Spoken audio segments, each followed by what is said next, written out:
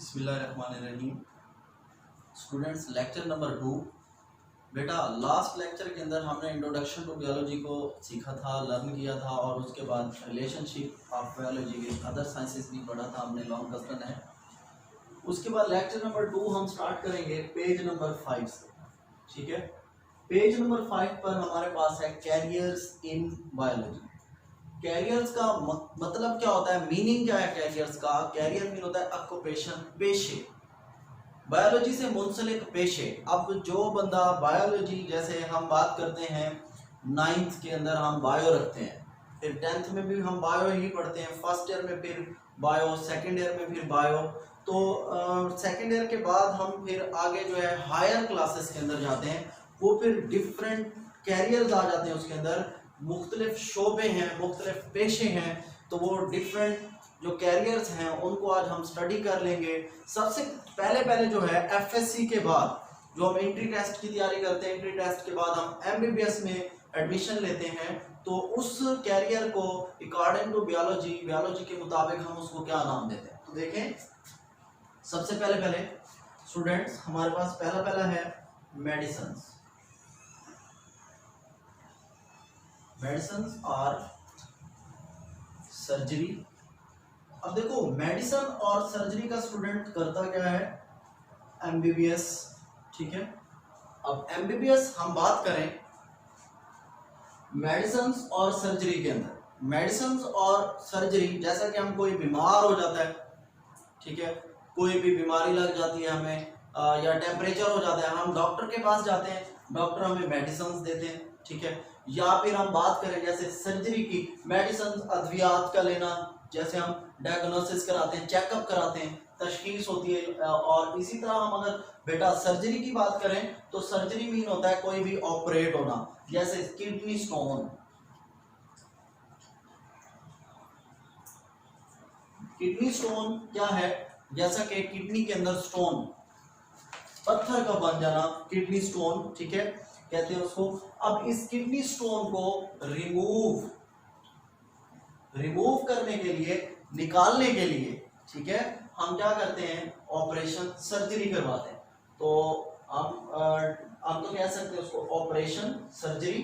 ठीक है, तो हमारी बॉडी से किडनी के अंदर स्टोन को निकाल दिया जाता है। इसके भी डिफरेंट मेथड्स हैं, जैसा कि हम बात कर सकते हैं लिथोट्रिप्सी हो गया, वो आपने क्लास के अंदर पढ़ा हुआ है, चैप्टर नंबर 1 के अंदर ही है, साइंस 8 क्लास की साइंस के अंदर।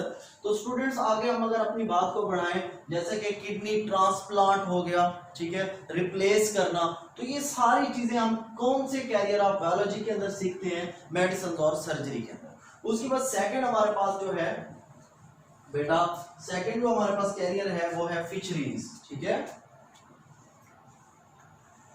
फिशरीज।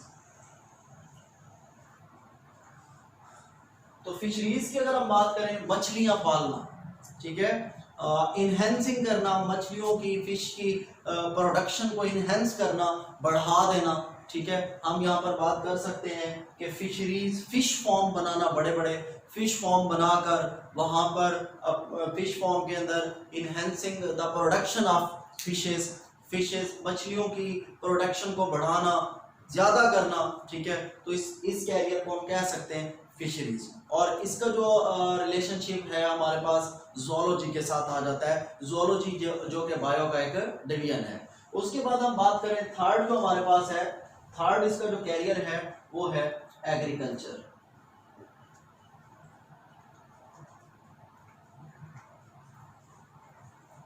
स्टूडेंट्स, एग्रीकल्चर का मतलब होता है ज़राअत। ठीक है, एग्रीकल्चर के अंदर हम बात करते हैं जी प्रोडक्शन किसकी होती है जी, प्रोडक्शन, यहाँ पर प्रोडक्शन ऑफ प्लांट्स या क्रॉप्स एंड एनिमल्स। अब देखें, क्रॉप्स, फसलें, जैसा कि हम बात करें राइस, कॉर्न, व्हीट। ठीक है, अब इनकी जो हम क्रॉप्स, फसलें, राइस, चावल, कॉर्न, मकई को कहते हैं जी, और उसके बाद व्हीट, गंदम को कहते हैं। इन फसलों को पैदा करना और इनकी प्रोडक्शन को बढ़ाना, ठीक है, इसके बारे में जो हम सीखते हैं कि किस तरह फसल की प्रोडक्शन को बढ़ाया जाएगा, किस तरह हमारी जो है एक क्रॉप फसल जो है वो ज्यादा अच्छे तरीके से ग्रो करेगी, वो हम कहाँ पे सीखते हैं सारा कुछ? एग्रीकल्चर। तो एग्रीकल्चरिस्ट जो होता है, जिसने एग्रीकल्चर को पढ़ा हुआ होता है, मतलब एग्रीकल्चरिस्ट। अब बहुत सारी यूनिवर्सिटीज के अंदर एग्रीकल्चर डिपार्टमेंट है, वहां पर वो क्या सिखाते हैं बच्चों को? वो एग्रीकल्चर डिपार्टमेंट के अंदर जो बच्चा स्टडी करता है उसको हम क्या कहते हैं? एग्रीकल्चरिस्ट।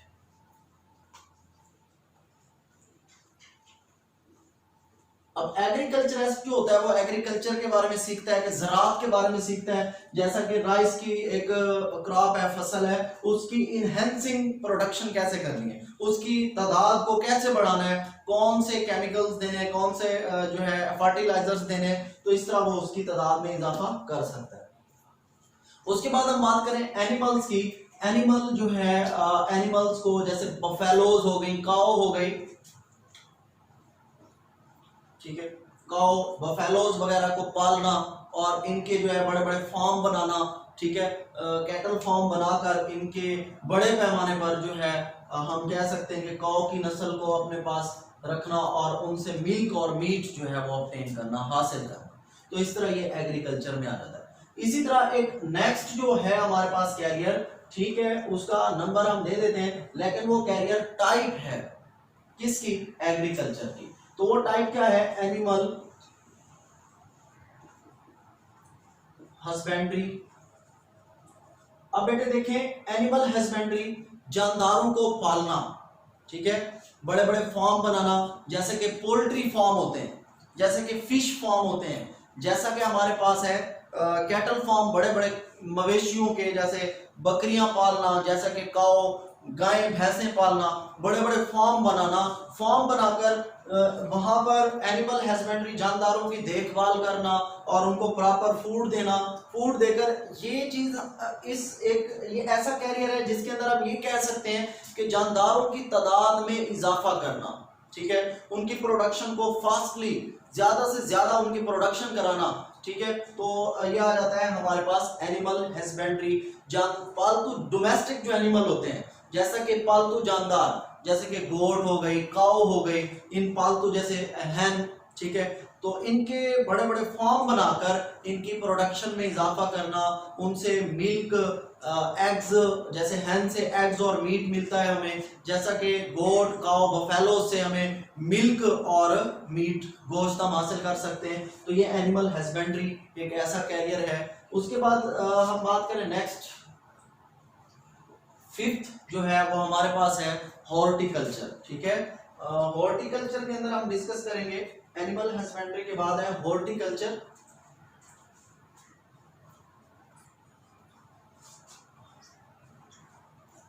अब बेटा देखिए हॉर्टिकल्चर क्या होता है। हॉर्टिकल्चर के अंदर हम बात करें कि डिफरेंट टाइप्स ऑफ फ्लावर्स, ठीक है, खूबसूरती के लिए, जैसा कि घरों के बाहर बहुत सारे फ्लावर्स रखे जाते हैं, गमलों के अंदर डिफरेंट फ्लावर्स को रखा जाता है, फूलों को, बड़ी बड़ी बेलें लगी हुई होती हैं, तो वो सारी चीजें किसके अंदर आ जाती हैं? हॉर्टिकल्चर के अंदर। डिफरेंट फ्लावर्स को ग्रो करना, उनकी जैसे कि हम कह सकते हैं प्रोडक्शन को बढ़ाना, प्लांट्स की प्रोडक्शन को बढ़ाकर उनको ब्रीड कराना, ठीक है, उन जैसे भी नए और पैदा कराना, तो ये हमारे पास आ जाता है हॉर्टिकल्चर के अंदर। उसके बाद नेक्स्ट हमारे पास 6 नंबर पर है फार्मिंग। तो फार्मिंग, हाँ जी देखते हैं फार्मिंग। तो फार्मिंग के अंदर हमने डिस्कस करना है फार्मिंग,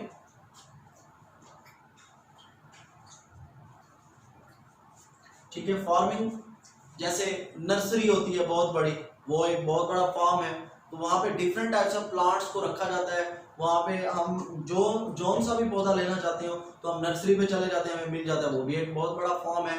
तो इस तरह पोल्ट्री फार्म की अगर हम बात करें, इस तरह हम फिश फार्म की बात करें, ठीक है, कैटल फार्म की बात करें, जैसे मवेशी, माल मवेशियों का बड़ा बड़ा फार्म होते हैं, तो उन फार्म में बेटा हमें डिफरेंट ऑर्गेनिजम्स, जैसे जानदारों की अगर हम बात करें, नर्सरी में हम प्लांट्स, पौधों की देखभाल करते हैं, वो बड़ा फार्म है। और इसी तरह हम जैसा कि बात करें पोल्ट्री फार्म की, तो पोल्ट्री फार्म के अंदर हम मुर्गियां पालते हैं, उनसे हम गोश्त और अंडे हासिल करते हैं।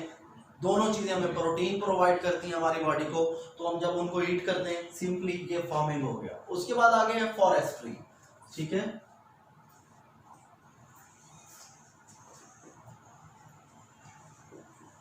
फॉरेस्ट्री के अंदर लास्ट हमारे पास है बायोटेक्नोलॉजी और फॉरेस्ट्री है। बायोटेक्नोलॉजी और फॉरेस्ट्री के बाद हम देखेंगे फॉरेस्ट्री क्या होता है, जंगलात, ठीक है। तो गवर्नमेंट ने एक जॉब भी रखी हुई है, जो फॉरेस्ट्री के मतलब जॉब होल्डर होते हैं वो क्या करते हैं, उनका काम क्या होता है कि जंगलात की हिफाजत करना, देखभाल करना, जैसे कोई जंगलात के अंदर कोई लकड़ी चोरी ना कर जाए, ठीक है, दरख्त कट ना कर ले, और इसी तरह अगर बहुत तूफानी बारिश हो जाती है, थंडरस्टॉर्म हो जाते हैं, कोई दरख्त गिर जाता है, दूसरों के लिए प्रॉब्लम बन रहा होता है, तो उनको उनकी देखभाल करना, मतलब हम जैसे घरों के अंदर बात करें तो छोटा सा हमारे पास गार्डन होता है, बागीचा होता है, उसके अंदर हम एक माली रखते हैं, ठीक है, गार्डनर रखते हैं। तो इसी तरह बड़े सारे जो फॉरेस्ट होते हैं, जंगलात होते हैं, उनकी देखभाल के लिए जो हमारी बायो के अंदर जो हमारी गवर्नमेंट ने अकॉर्डिंग टू बायोलॉजी एक कैरियर रखा हुआ है, पेशा रखा हुआ है, उसको हम क्या कहते हैं, फॉरेस्ट्री। फॉरेस्ट्री के अंदर देखभाल की जाती है जी फॉरेस्ट वगैरह की। उसके बाद लास्ट है हमारे पास बायोटेक्नोलॉजी।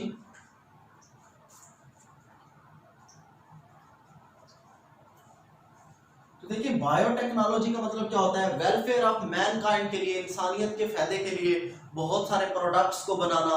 जैसा कि हम बात करें इंसुलिन, ठीक है, इंसुलिन एक हार्मोन है जो हमारी बॉडी फॉर्म करती है, बनाती है, ठीक है, पैंक्रियाज इसको बनाते हैं। इंसुलिन शुगर लेवल को कंट्रोल करता है हमारी बॉडी में, ठीक है। अगर किसी का इंसुलिन खत्म हो जाए तो फिर उसको इंजेक्शन लगाया जाता है उसकी बॉडी के अंदर, इंजेक्शन के जरिए इंसुलिन को डाला जाता है। तो वो इंसुलिन किस तरह बनती है, किसी भी बैक्टीरिया के अंदर पैंक्रियाज से लिया गया सेल इंसर्ट कर दिया जाता है। 8th क्लास में चैप्टर नंबर 3 है, 3 चैप्टर नंबर 3 के अंदर आपने डिस्कस किया था, पढ़ा था आपने कि इंसुलिन किस तरह प्रिपेयर होती है।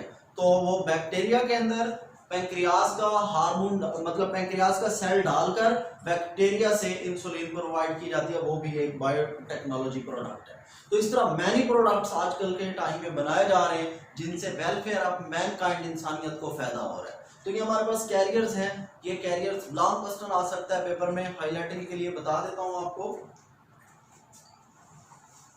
स्टूडेंट्स सिंपल सी बात है, हमने ये देखा है पहले मेडिसिन और सर्जरी।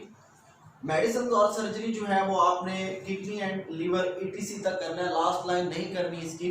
और उसके बाद फिशरीज है, ये फिशरीज आपने यहाँ तक आपने इसको करना होगा, enhancing the quality and quantity of fish production तक। और उसके बाद ये एग्रीकल्चर है, एग्रीकल्चर आपने यहाँ तक करना होगा, वही गेट फूड, ठीक है, स्टार्ट से रीडिंग करेंगे ना।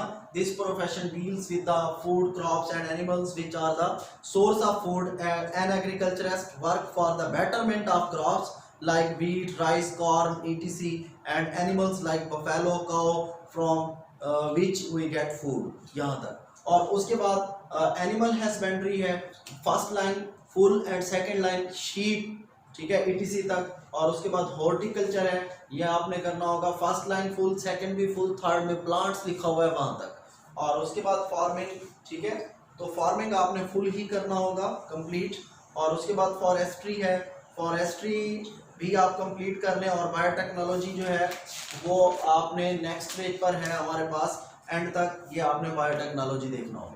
उसके बाद हमारे पास आ जाता है कुरान एंड बायोलॉजी। इसमें आपने कोई से दो जो है ट्रांसलेशन याद कर लेनी है। जैसे पहली है we made every living thing from water, हमने हर जिंदा चीज को पानी से बनाया। सेकंड है हमारे पास सिर्फ ट्रांसलेशन ही करनी है बस, he made man from clay like the porter, हमने ठीकरी की मट्टी जैसे मड से हमने इंसान को बनाया। तो ये कोई पहली दो आप कर लें, आसान है। उसके बाद नेक्स्ट हमारे पास टॉपिक जो है स्टूडेंट्स आज का वो है मुस्लिम साइंटिस्ट। तो हम हेडिंग दे देंगे मुस्लिम साइंटिस्ट। नेक्स्ट टॉपिक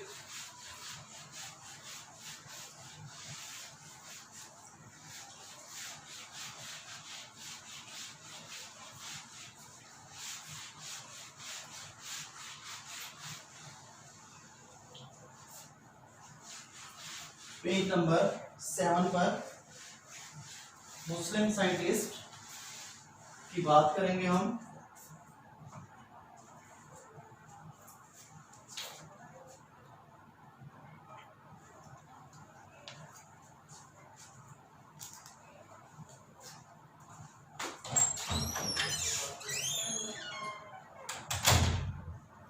मुस्लिम साइंटिस्ट, हमारे पास 3 मुस्लिम साइंटिस्ट हमारी बुक में हैं, जिनके नाम वन बाय वन हम राइट कर लेते हैं। फर्स्ट जो बेटा हमारे पास है Muslim scientist Jabir bin Hayyan.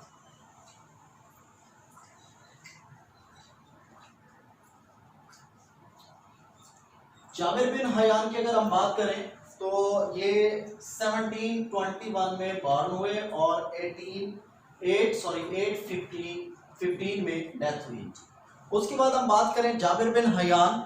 Jabir bin Hayyan ने ईरान के अंदर ये बॉर्न हुए और इन्होंने प्रैक्टिस जो की वो इराक के अंदर की। ठीक है, हम बात कर सकते हैं Jabir bin Hayyan born in Iraq and practised in Iraq, born in Iran. He introduced the experimental investigation in chemistry. इन्होंने केमिस्ट्री के अंदर एक्सपेरिमेंटल इन्वेस्टिगेशन की थी and also wrote the number of books. इनकी बुक्स की अगर हम बात करें, जो इनकी फेमस बुक है वो कौन कौन सी हैं, तो इनकी फेमस बुक 2 हैं, वो इम्पोर्टेंट है, वेरी इंपॉर्टेंट शॉर्ट क्वेश्चन है, बहुत अहम शॉर्ट क्वेश्चन है और ये एक दफ़ा लॉन्ग में भी आ चुका है। तो हम यहाँ पर बात करें इनकी जो इम्पोर्टेंट बुक्स हैं, वो पहले वाली है हमारे पास अल निबातात, और जो सेकंड है बेटा वो है अल हैवान। ठीक है, अल हैवान। तो ये हमारे पास जाबिर बिन हयान थे। सेकंड की अगर हम बात करें, सेकंड मुस्लिम साइंटिस्ट जो है वो अब्दुल मालिक अस्माई।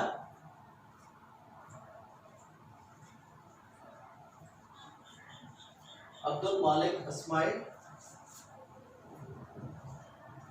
ठीक है स्टूडेंट्स, जो 740 के अंदर बॉर्न हुए और 828 के अंदर डेथ हो गई इनकी। तो हम बात करें, अगर इनकी आगे अपनी बात को बढ़ाएं तो अब्दुल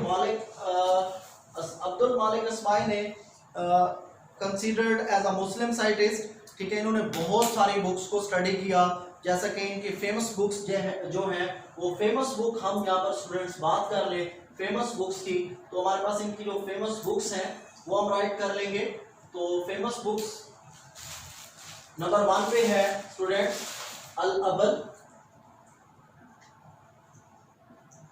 जिसके मीनिंग है कैमल।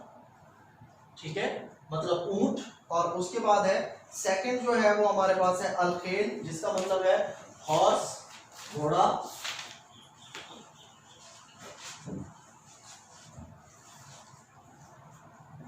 उसके बाद थर्ड नंबर पर लास्ट वन है हमारे पास है अल होश, मतलब एनिमल्स।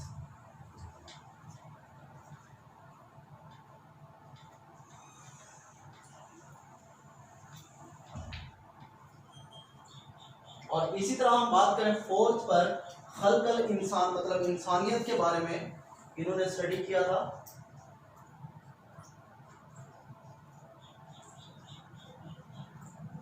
तो ये 4 इनकी फेमस बुक्स हैं। ये इंपॉर्टेंट शॉर्ट क्वेश्चन है स्टूडेंट्स, देख सकते हैं हमारे पास पहले अल अबल, कैमल, अल खेल, हॉर्स, अल होश, एनिमल्स एंड खल्कल इंसान, इंसानियत की खल्क के ऊपर इन्होंने स्टडी किया था। लास्ट अगर हम बात करें, लास्ट जो मुस्लिम साइंटिस्ट है हमारे पास अबू अली सीना।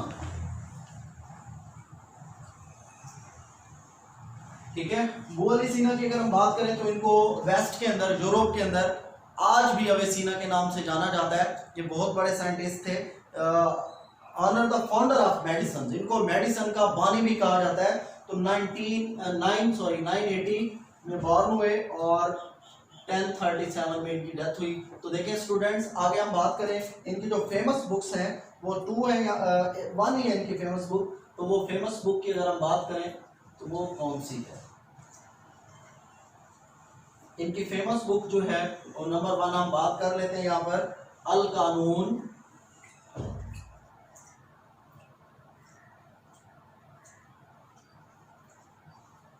कानून फिल तिब।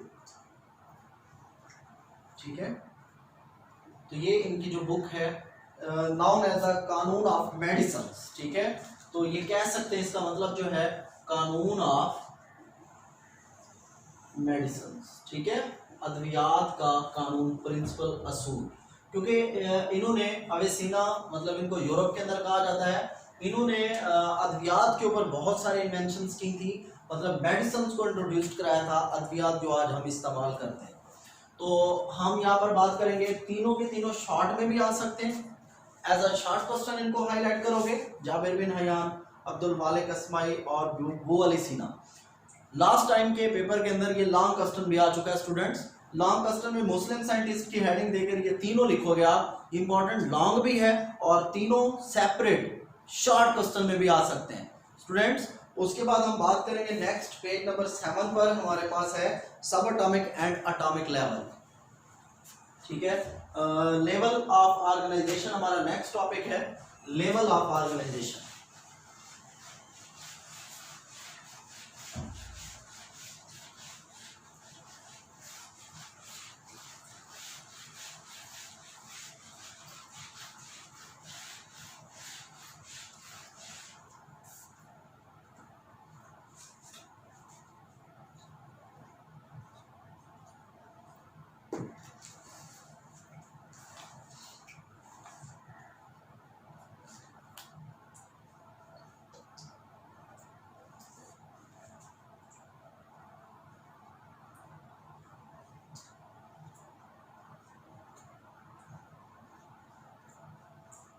लेवल ऑफ ऑर्गेनाइजेशन, ठीक है स्टूडेंट्स।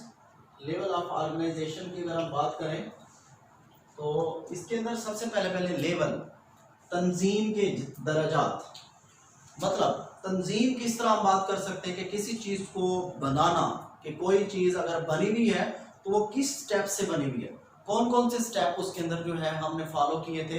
तो सबसे पहले हम बात करें यहाँ पर, इसकी जो फर्स्ट हेडिंग है हमारे पास वो है सब एटॉमिक एंड एटॉमिक लेवल, ठीक है। सब एटॉमिक एंड एटॉमिक लेवल। सब एटॉमिक और एटॉमिक लेवल की अगर हम बात करें स्टूडेंट्स, कैरी करेंगे अपने इस टॉपिक को, बहुत ही इजी है। सब एटॉमिक, सब मीन होता है स्मॉल, छोटे, ठीक है। एटॉमिक पार्टिकल्स, हम अगर प्रीवियस क्लास के अंदर हम अगर देखें, 7th क्लास के अंदर हमने सीखा था, एटम के स्ट्रक्चर के ऊपर हमने चैप्टर लर्न किया था, हमने पढ़ा था। तो देखिए सब एटॉमिक जो है वो सब एटॉमिक पार्टिकल्स 3 होते हैं। कौन कौन से सब एटॉमिक पार्टिकल्स होते हैं, यहाँ पर हम बात करें, हमारे पास है प्रोटॉन, ठीक है, न्यूट्रॉन एंड इलेक्ट्रॉन, ठीक है। 3 सब एटॉमिक पार्टिकल्स हैं। अब ये 3 सब एटॉमिक पार्टिकल्स जब आपस में कंबाइन होते हैं, मतलब मिक्सअप होते हैं, मिलते हैं, जैसा कि हम बात करें प्रोटॉन एंड न्यूट्रॉन मिलकर क्या फॉर्म करते हैं, न्यूक्लियस। न्यूक्लियस जो एटम के सेंटर में होता है, ठीक है, और सेंटर में न्यूक्लियस, न्यूक्लियस के अराउंड क्या होते हैं, different shells. Shells specific way होता है जिसपे इलेक्ट्रॉन जो है वो रिवॉल्व करता है न्यूक्लियस के अराउंड, ठीक है। पार्टिकुलर वे है स्पेसिफिक,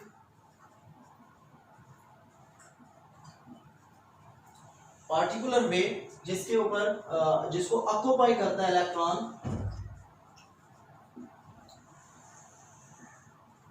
क्यों ऑक्युपाई करता है, क्यों उसके ऊपर चलता है, क्योंकि न्यूक्लियस के अराउंड वो क्या कर रहा होता है, रिवॉल्व। अब न्यूक्लियस के अंदर हम ये बात कर सकते हैं, ये हमारे पास न्यूक्लियस है, ठीक है, और न्यूक्लियस के अंदर क्या होता है, प्रोटॉन एंड न्यूट्रॉन।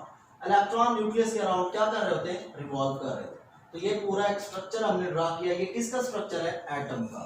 तो स्टूडेंट्स एटम जो है हम बात करें यहाँ पर, एटम 3 सब एटॉमिक पार्टिकल से मिलकर बना हुआ होता है, प्रोटॉन, न्यूट्रॉन एंड इलेक्ट्रॉन।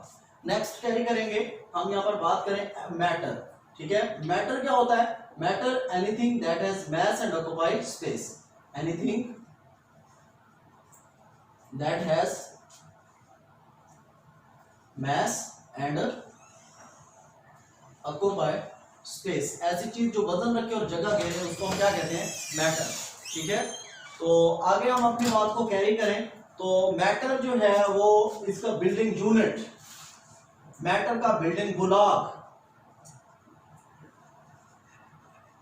इसके जो बिल्डिंग यूनिट है वो एटम है, मतलब मैटर जो है एटम से मिलकर बना हुआ होता है।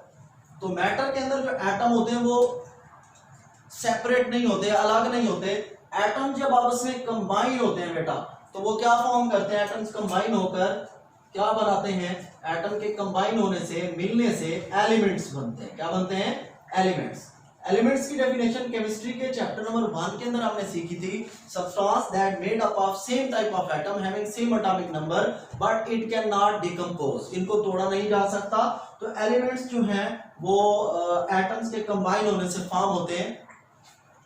अब हमारी बॉडी के अंदर हम सीख रहे हैं बायो के अंदर सब एटॉमिक लेवल को। तो हमारी बॉडी के अंदर टोटल जो एलिमेंट्स होते हैं वो 16 है। 16 elements are present in our body. तो उन 16 एलिमेंट्स को हम क्या नाम देते हैं, बायो एलिमेंट। क्या नाम देते हैं, बायो एलिमेंट्स। तो ये बायो एलिमेंट्स जो है वो हमारी बॉडी का 100% मास जो है वो फॉर्म करते हैं, बनाते हैं। 100 में से 99% 6 एलिमेंट बनाते हैं और 1% जो है वो 10 एलिमेंट फॉर्म करते हैं। 10 एलिमेंट जो है वो 1% और 6 एलिमेंट जो है वो 99% हमारी बॉडी को फॉर्म करते हैं। ठीक है, तो उन 6 एलिमेंट में पहले हमारे पास ऑक्सीजन, ठीक है, और उसके बाद हम बात करें कार्बन, ठीक है, उसके बाद हम बात करें हाइड्रोजन, हाइड्रोजन के बाद हम अगर बात करें तो नाइट्रोजन, ठीक है, और उसके बाद फास्फोरस, फास्फोरस के बाद कैल्शियम। ठीक है, तो देखें ये 65% होता है और ये जो होता है 18% और ये जो होता है ये हमारी बॉडी में 10% और ये जो होता है हमारी बॉडी में 3% और ये जो होता है हमारी बॉडी में बेटा 2% और ये जो होता है ये 1%। ठीक है, तो ये अरेंजमेंट है, पूरा टोटल करें इसको तो ये कितना हो जाएगा 99%। और रिमेनिंग 10 जो है वो बुक में लिखे हुए देख हाईलाइट कराए हुए हैं, मैंने आपको हाईलाइट कराऊंगा, बताऊंगा भी सही उनके बारे में। रिमेनिंग 10 जो है वो हमारी बॉडी का 1% फॉर्म करते हैं, तो टोटल 100% मास प्रिपेयर होता है। तो इन 16 एलिमेंट्स को क्या कहते हैं, बायो एलिमेंट्स। ठीक है, तो उसके बाद हमने फिर सीखना है, पहला लेवल था सब एटॉमिक एंड एटॉमिक लेवल, फिर है मॉलिक्यूलर लेवल, ठीक है, और इसी तरह फिर organelle level, cell level, tissue level. ठीक है, ये सारे लेवल्स हम सीखेंगे इंशाल्लाह। नेक्स्ट लेक्चर के अंदर हम ये पूरे लेवल्स को ऐड करेंगे और फिर कंप्लीटली हम ये अपना टॉपिक कंप्लीट कर देंगे ऑर्गेनाइजेशन वाला। आज यहीं तक काफ़ी है बेटा, नेक्स्ट लेक्चर में एक्सप्लेन करेंगे। थैंक यू, अल्लाह हाफिज़।